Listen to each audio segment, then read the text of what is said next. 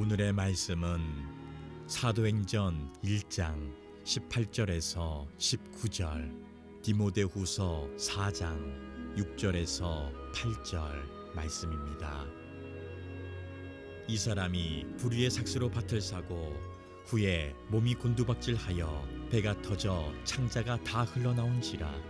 이 일이 예루살렘에 사는 모든 사람에게 알려져 그들의 말로는 그 밭을 아겔다마라 하니 이는 피밭이라는 뜻이라. 전제와 같이 내가 벌써 부어지고 나의 떠날 시각이 가까웠도다. 나는 선한 싸움을 싸우고 나의 달려갈 길을 마치고 믿음을 지켰으니 이제 후로는 나를 위하여 의의 면류관이 예비되었으므로 주 곧 의로우신 재판장이 그날에 내게 주실 것이며 내게만 아니라 주의 나타나심을 사모하는 모든 자에게도니라. 아멘. 네, 현장이나 유튜브로 예배 들으신 여러분들을 환영하고 축복합니다. 은혜로운 찬양 또 감사드리고 또 기도 감사드립니다. 한국은 새해가 두 번 있습니다. 양력으로 따지는 새해가 있고 또 음력으로 따지는 민수기의 날 또 설날이 있습니다. 그 설날이 다가오니까 또 저희가 신년을 또 맞이하게 됐기 때문에 새해를 맞이할 때는 우리가 늘 소망을 갖게 되죠. 올해는 조금 더 이렇게 잘 해보자. 그런 의미에서 설을 기준으로 해서 신년을 다가온다는 의미에서 새 출발하자는 의미에서 하나님 말씀을 한번 선포해보려고 합니다. 설교의 요점은 간단합니다. 저와 여러분이 믿음의 경주에서 최종적으로 승리해서 주님께서 주시는 면류관을 받자. 그게 설교의 핵심 요지입니다. 먼저 PPT 사진 한 장 우리 봅시다. PPT 사진 보면은 그 다음에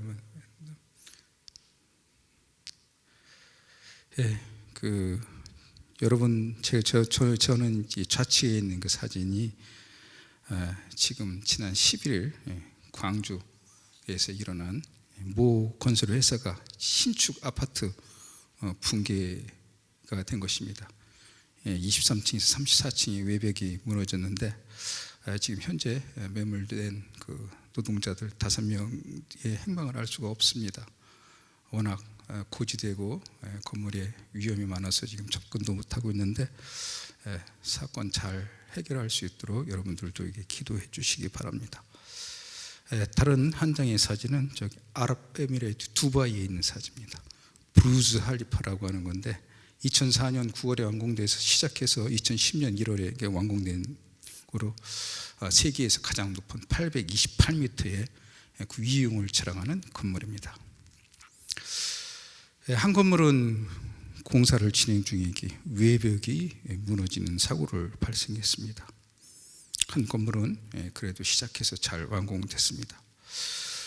저 무너진 건물 시공사도 처음에 건물을 지을 때는 굉장히 잘 저 건물이 지어져서 사람들에게 행복을 주고 저 공간에서 아름다운 삶을 살아가기를 소망하면서 건축에 시작을 했습니다. 그런데 건설 도중에 뭐가 문제가 있는지 모르지만은 판단하기로는 건축의 설계대로 하지 않았거나 보도에 의하면 추운 날씨에도 불구하고 계속 시멘트를 부어서 굳지 않은 가운데 공사를 계속 시공을 앞당기기 위해서 시작하거나 불량의 자재를 사용했거나 어떤 뭔가 문제 있어서 결국은 저런 결과를 초래했습니다. 우리의 믿음의 경주도 마찬가지입니다. 많은 사람들이 믿음의 경주에 출발에 서서 진군해 나가지만은 오늘 읽은 말씀처럼 한 사람은 실패한 믿음의 경주를 마쳤고 한 사람은 승리의 믿음의 여정을 마쳤습니다. 한 사람은 그 가룟 유다입니다. 가룟 유다는 예수님께서 직접 선택한 12제자의 한 사람입니다. 그도 예수님이 선포하는 하나님 나라의 소망을 갖고 예수님과 더불어 하나님 나라를 이루기 위해 참여했습니다. 그러나 그는 최후에는 은전 30냥을 받고 예수님을 팔아버립니다. 은 30냥의 돈은 당시 구약 시대를 보면은 여종이나 남종이 소에 떠받쳐 죽었을 때 지불하는 값, 예수님 시대는 약 120데나리온, 120일의 노동자의 품삯 정도입니다. 오늘날로 환산해 보면은 약 일당 10만 원씩 하면 1,200만 원 정도에 해당합니다. 왜 가룟 유다가 예수님을 배반했을까? 성경은 그에 대해서 구체적으로 말하지는 않고 있지만 우리가 대충 살펴볼 수가 있습니다. 천성적으로 그는 돈을 좋아했던 사람이 아닐까 생각해 볼 수가 있습니다.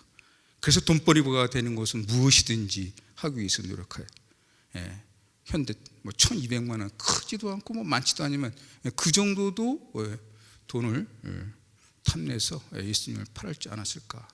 품성적인 측면에서 접근해 볼 수 있고, 다른 한편에는 이 정치적인 노선이 다르지 않았을까. 예수님과 더불어 가룟 유다는 예수님이 선포한 하나님 나라가 로마의 억압으로부터 직접적인 해방을 생각하기 때문에 참여했는데, 예수님은 제자로 로마에 부역하는 세리를 제자로 삼지 않나. 자기가 생각하는 이 로마의 정치적인 억압으로부터 벗어나려고 했는데 예수님은 그런 뜻을 비치지 않자. 정치적인 노선이 다르기 때문에 나와 같이 할 수 없다고 생각해서 배반했을 수도 있고, 아니면은 예수님의 가르침에 불만을 품어서 배반할 수도 있을 것이라고 추측해 볼 수가 있습니다. 300데나리온을 갖고 온 여인이 예수님의 발에 향을 붓자 제자들이 꾸짖습니다. 아마 그 중에 하나도 가룟 유다가 포함될지 모릅니다. 그런데 예수님께서는 꾸짖는 제자들을 향해서 그 여인을 보호합니다. 그런 가운데 가룟 유다가 예수님 이렇게 남들 위해서는 이렇게 헌신하라고 하면서 정작 자신을 위해서 이렇게 300데나리온을 쏟아붓는 거에 대해서는 관용하기 때문에 이거 예수님의 가르침이 뭔가 문제가 있지 않나 라는 불만을 느껴서 예수님을 배반했을지도 모릅니다. 여하튼 가룟 유다도 처음에는 예수님을 갖다가 배반하려고 생각을 하지 않았습니다. 그러나 어느 순간 시점에 그의 마음속에 나쁜 생각이 들어서 마귀가 주는 생각을 들어오니까는 그 생각을 키워서 결국 예수님을 배반한 지경에 이릅니다. 그래서 생명의 구주인 예수께서도 가룟 유다에게서 차라리 너는 태어나지 않았으면 좋았을 것이라고 이렇게 말씀하십니다.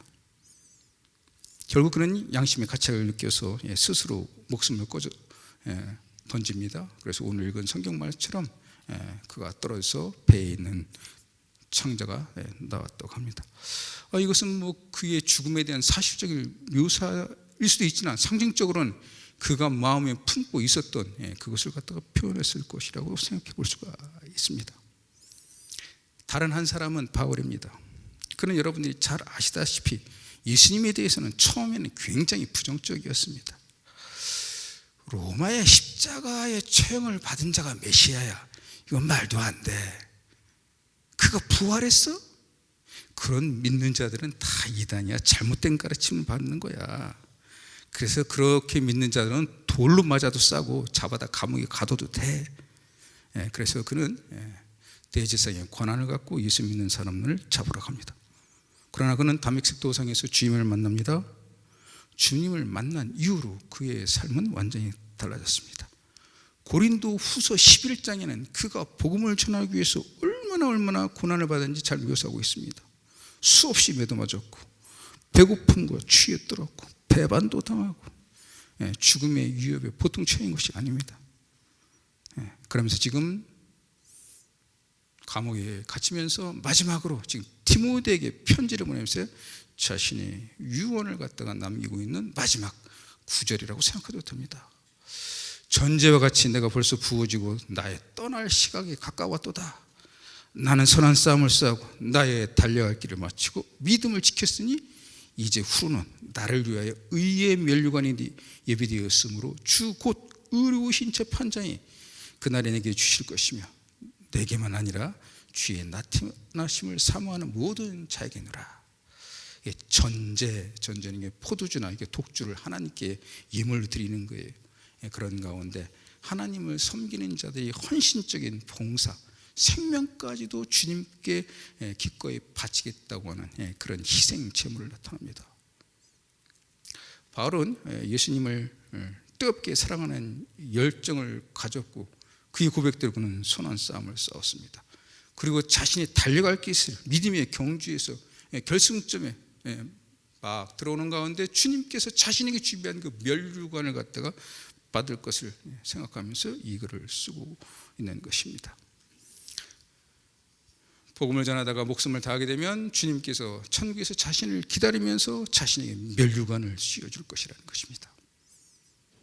우리는 바울처럼 고백할 수 있는 사람도 있고 또 가룟 유다처럼 그렇게 이렇게 고백할 사람도 있을 것입니다. 주님, 저는 선한 싸움을 하지 못했습니다. 이 세상에서 정말 악한 싸움을 싸웠습니다. 교회에 가서 내 성질대로 했습니다.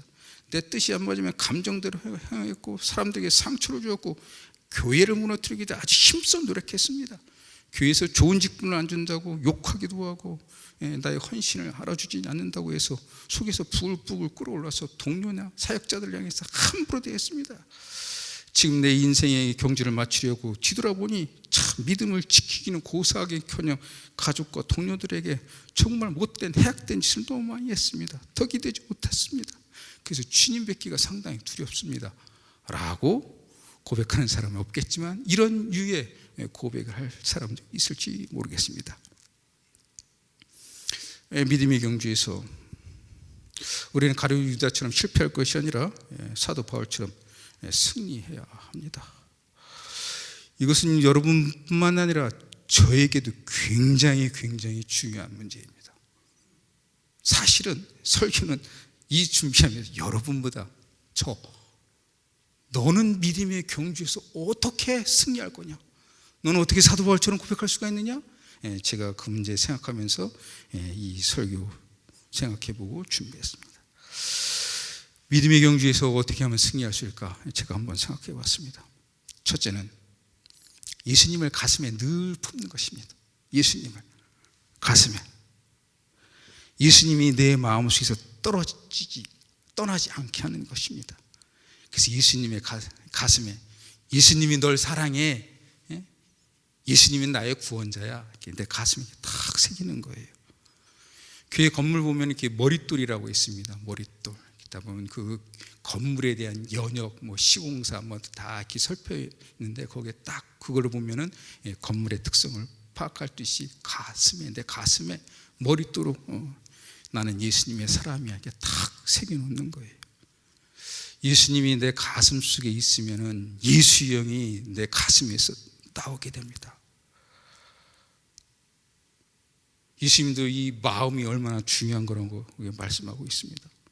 사람은 들어가는 것이 아니라 이 마음 속에서 나오는 것이 그 사람의 됨됨이를 알 수 있다고요. 그러니까 우리가 그냥 마음에 늘 이렇게 주님을 품고 있는 거예요. 주님을 어떤 형태든 간에 나는 예수의 사람이야. 예수님이 나를 사랑하셔. 그것을 갖다 잊지 않는 거예요. 가슴에 탁 새겨놓는 거예요. 최근에 하버드 대학교에서 그 의대에서 발표한 논문 보니까 백신 주사 관련해서 부작용 얘기했는데요. 다 이게 보니까는 3분의 2가 부작용 호소한 사람들이 3분의 2가 마음이 불편해서 백신에 부정적인 생각을 해서 가벼운 통증 증상이 온다고 결과를 갖다가 발표했습니다. 그렇듯이 마음에 무엇을 품고 있냐가 굉장히 중요합니다. 마음에 여러분들이 무엇을 품고 있느냐, 여러분들이 품고 있는 대로 그것이 나오게 되어 있습니다. 우리 부모님들은 자녀 교육에 굉장히 우리가 심혈을 기울이시는 거 알고 있습니다. 우리나라는 돈을 갖다가 정말 아끼지도 않으면서 자식 교육에 투자를 하고 있죠. 지식 굉장히 중요합니다. 배워야 됩니다. 그거는 두말할 나위가 없습니다. 그렇지만 지식보다 더 중요한 게 있습니다. 그것은 사람의 됨됨이 교육이고 그 사람 마음속에 무엇이 있는가. 오늘날 많은 부모님들이 자녀에 대해서 도덕적 가치 교훈에 대해서 인간됨에 대해서는 그렇게 많이 투자를 하지 않습니다. 그러나 신문을 보시기 바랍니다. 뉴스를 보시기 바랍니다. 문제된 사람들은 지식이 없어서 그런 것이 아니라 도덕적 댐댐이가 되어 있지 못했기 때문에 그렇게 됩니다. 아무리 좋은 것을 배워도 뭐합니까? 부정하고 탈법하는 가운데에서 문제가 되지, 배우지 않아서, 덜 배워서 문제되는 경우는 없습니다. 가슴에 자녀의 교육의 가장 중요한 목적, 또 우리 인생의 목적도 그렇습니다. 지식보다 더 중요한 것은 너가 예수님의 사람이야, 너가 하나님의 사람이야, 너는 예수님 믿는 사람이니까 예수님께 살아야 돼. 그것을 가르치는 것이 교육의 최고의 목적입니다. 예수님이 가슴에 있게 되면 그 자녀는 알아서 공부하게 되어 있습니다. 그가 무엇을 할지 알게 되입니다. 그가 예수에 속한 사람이기 때문에 그가 이 땅에서 무엇을 하게 될지 당연히 알게 됩니다. 그런데 우리는 그런 교육에 대해서 별 중요하게 여기지 않습니다. 안타까운 현실입니다. 저와 여러분들이 다시 한번 가슴속에 예수님을 갖다가 새겨 놓으시기 바랍니다. 예수의 사람이라는 것을 기억하시기 바랍니다.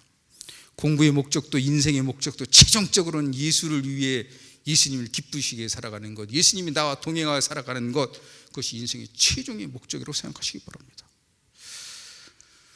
두 번째는 예수님을 갖다가 가슴에 품었으면 그러면 예수님과 어떻게 내가 동행할 것인가, 구체적으로 계획을 갖다가 세워보는 것입니다. 아주 구체적으로 계획을 세워보는 것입니다. 되게 우리의 신앙생활은 교회가 여러분들에게 그 안내하는, 또 교회가 제공하는 그 신앙의 프로그램대로 움직이고 있습니다. 그렇게 따라가는 것입니다. 자, 그건 그렇고, 그런 가운데 하루, 일주일, 한 달, 1년, 아니 평생 나는 어떻게 그리스도와 가슴을 품고 내가 살아갈 것까, 구체적으로 생각해 보는 것입니다. 내가 성경은 평생 동안 몇 독 할 것이야. 나는 또한 하나님께서 주신 사랑을 갖다가 나는 이 땅에서 어떻게 뭘 실천해 볼 거야. 이렇게 계획을 한번 생각해 보는 것입니다. 많은 것 하지 말려고 하지 말고 작은 것 하나 실천해 보려고 생각하는 것입니다. 이때 계획할 때 굉장히 중요한 것은, 많은 사실 신앙생활은 여러분들이 사실 하나님께 뭔가를 얻기 위해서 사실은 그런 계획을 하고 있는데, 이 계획할 때는 내가 구원받은 자로서 나는 정말 이 대가 없이 그리스도를 위해서 무엇을 한번 해볼까, 작은 것 하나라도 그 한번 계획해 보는 것이 중요하다고 생각할 수가 있습니다. 올해 광교교회 꿈의 교회 표현은 변화의 시작 예수입니다. 변화의 시작 예수. 막연하게 생각하면 변화를 시작하기 위해서 뭘 어떻게 해야 될까? 나는 어디서 변화를 줄까? 구체적으로 한번 생각해 보는 것입니다. 그래서 그 변화를 주기 위해서 작은 노력을 하는 것입니다. 하루 눈 떠서 잠들 때까지 예수님과 어떻게 동행해야 될지 고민해 보는 거예요. 그러다 보면 일주일, 삶일 단위, 또 제가 아까 했듯이 1년, 또 평생 나는 믿음의 예정 속에서 예수님과 동행하기 위해서 어떠한 신앙의 패러다임으로 살아갈까.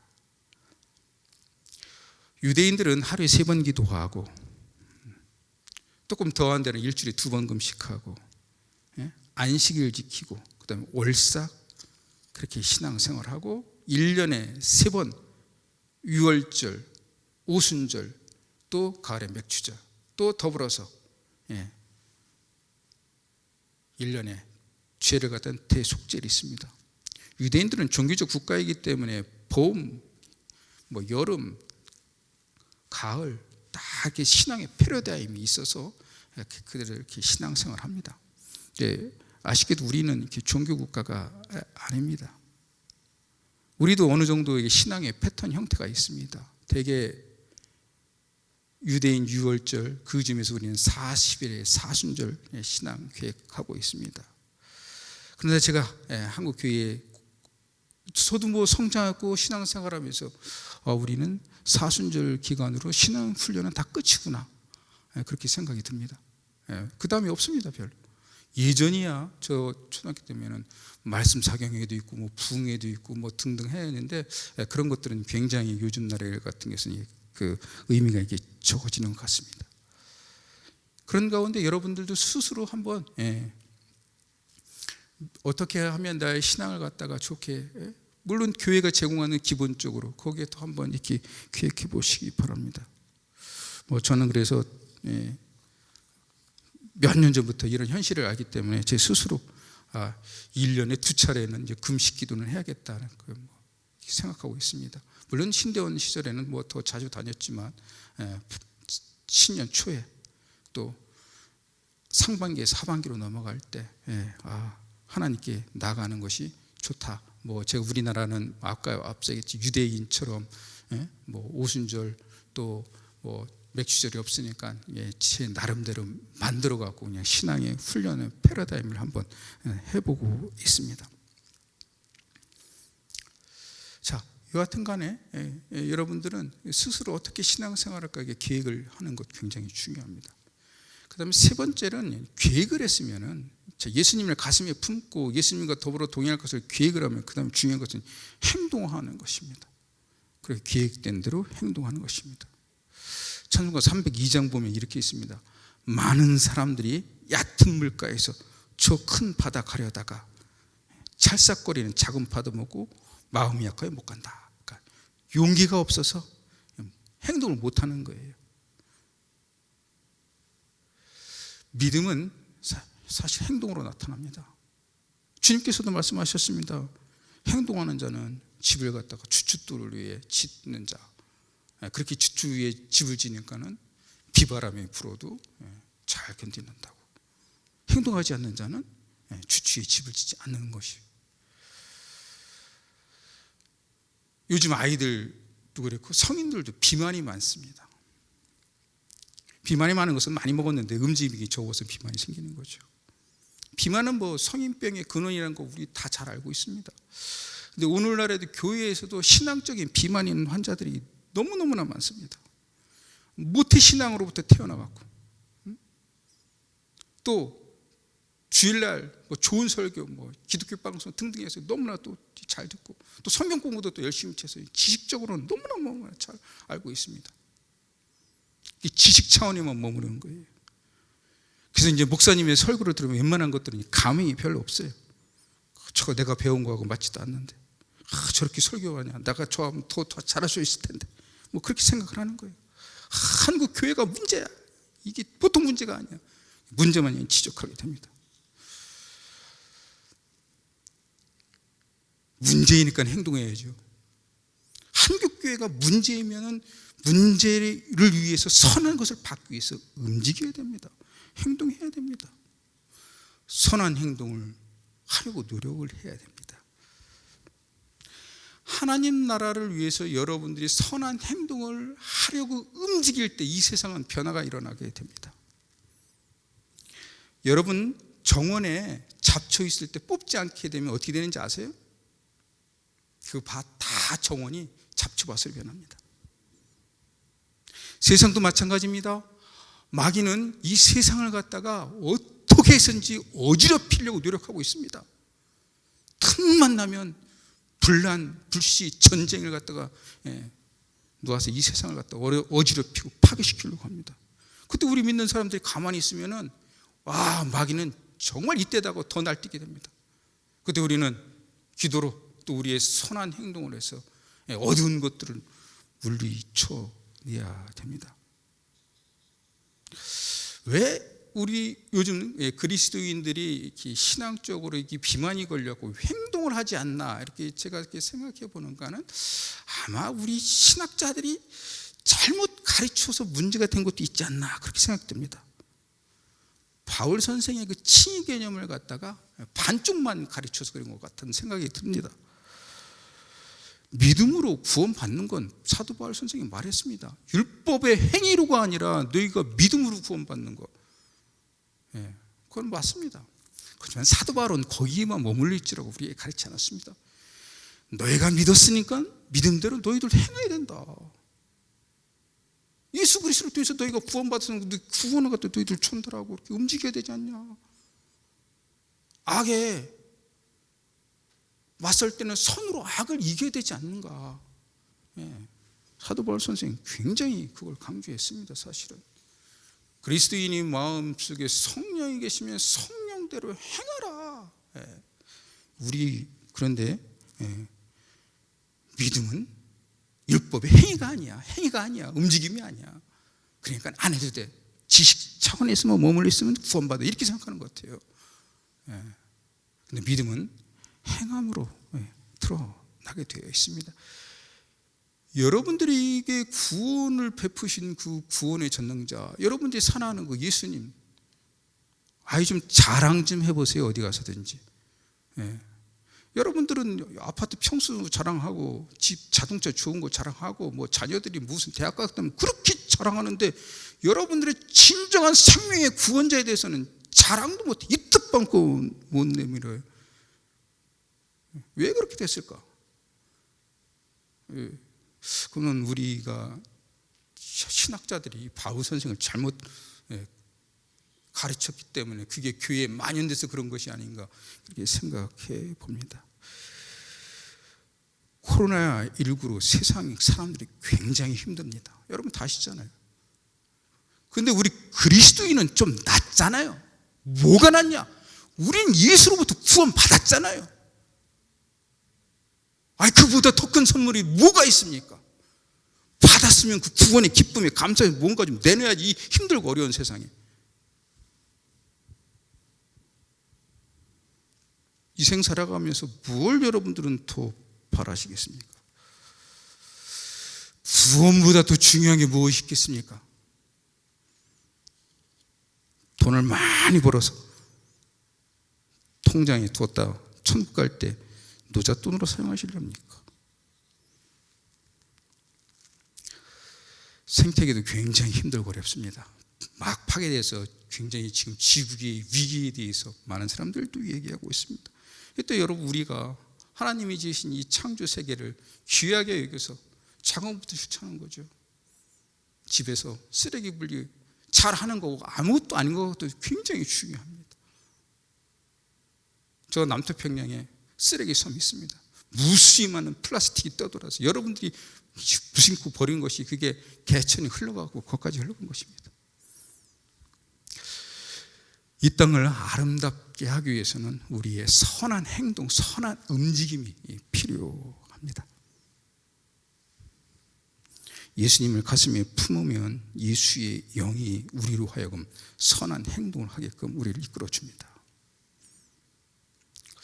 네 번째로는 이 자기 점검이 필요합니다. 이게 굉장히 중요한 것 같습니다.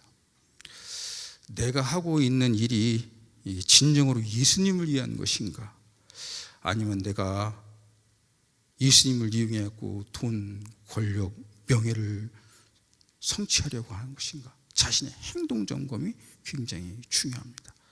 특히 교회에서 봉사를 많이 하는 분들, 직책이 높은 우리 교역자들 같은 경우 이 자기 점검이 굉장히 중요합니다. 교회 일을 하다 보면 의견 충돌이 생기는 것은 당연합니다. 그때에 어떠한 가치가 중요하냐, 최고의 가치, 예수 그리스도의 사랑, 예수의 생명보다 더 중요하다고 여기는 것들은 다 우상 숭배입니다. 다 가짜입니다. 그런 생각을 갖고 충돌했을 때 교회 화합을 위해서 노력하는 것 굉장히 중요합니다. 자기 점검의 최고의 기준은 예수님의 가르침입니다. 가룟 유다도 왜 예수님을 가슴에 품고 어떻게 하면 하나님 나라를 이룰까 생각하고 또 그렇게 움직였습니다. 그러나 그는 자기 점검에서 결정적으로는 실패했습니다. 예수가 가르치는 하나님 나라의 가르침과 자기가 생각하는 하나님 나라의 가르침에 대해서 다르다고 생각하고 충돌이 생겼을 때 그는 자기의 판단을 따랐습니다. 그래서 예수님을 갖다가 돈 받고 팔아넘긴 것입니다. 우리가 자기 점검을 할 때 여러분들이 예수님 믿고 하나님의 자녀가 된 거하고요, 내가 굉장히 중요한 사람이라고 생각하는 건 다른 것 같습니다. 저도 언젠가는 그렇게 생각들었어요. 제가 하나님의 자녀이고 예수님이니까 나는 굉장히 멋진 사람이라고 생각하는데 굉장히 교만한 생각이더라고요. 그렇게 사실 내 자신을 주님의 딱 십자가에 이렇게 놓고 살펴보면 나는 그렇게 멋진 사람이 아니더라고요. 주님이 원하시는 가치에 늘 합리합니다.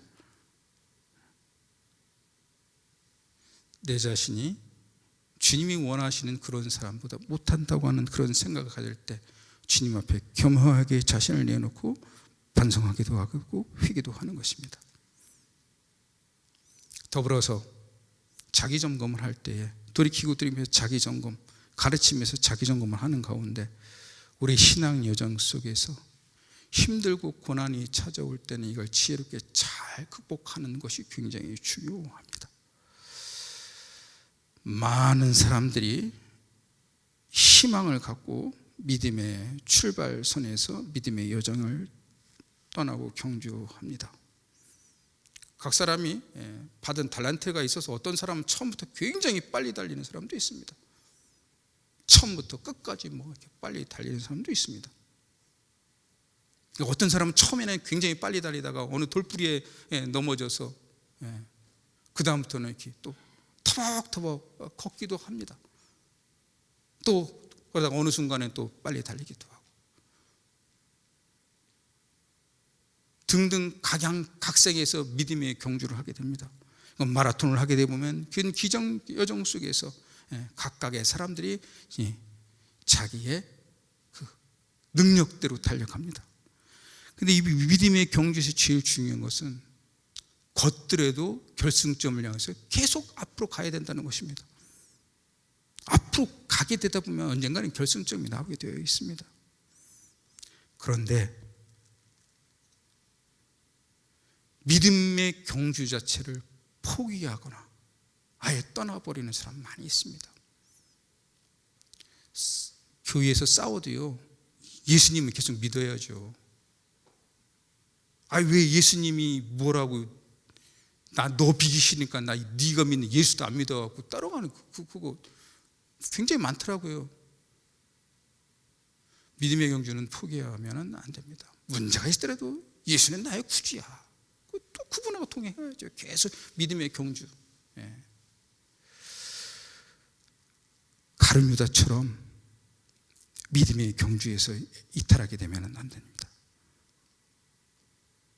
우리가 설령 믿음의 경주에서 정말 주님 보시기에